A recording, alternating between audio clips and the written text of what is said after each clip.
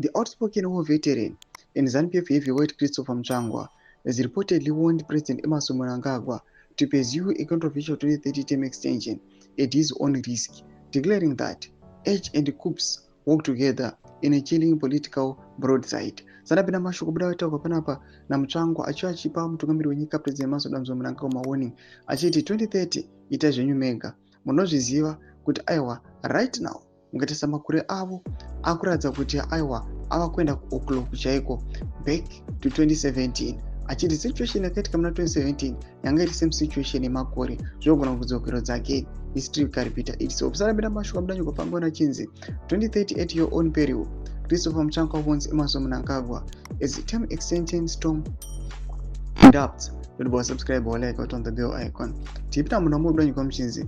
The dramatic warning comes as a bill has been tabled in parliament seeking to extend Mnangagwa's term from 2028 to 2030 without a referendum. The proposal has sparked fierce public backlash, with critics accusing the ruling party of attempting to sidestep constitutional safeguards. Prominent lawyers, including David Coulthard and Itawanu Mupofu, argue that an extension of presidential term limits requires a national referendum.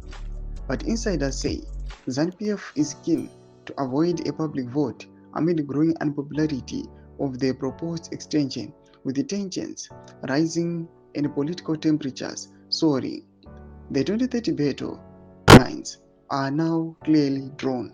Doma developments aruda panguva ino tona Christopher Mchangwa wayachipa mutungamiri wenyika President Emmerson Mnangagwa deadly warnings pano ye 2030 achiti tinozviziva kuti age nemakupu aiwa zvinoenderana, and panguva ino tichiona kuti President Emmerson Mnangagwa if you calculate up to 2030 makore ake anaka kutosvika mu90.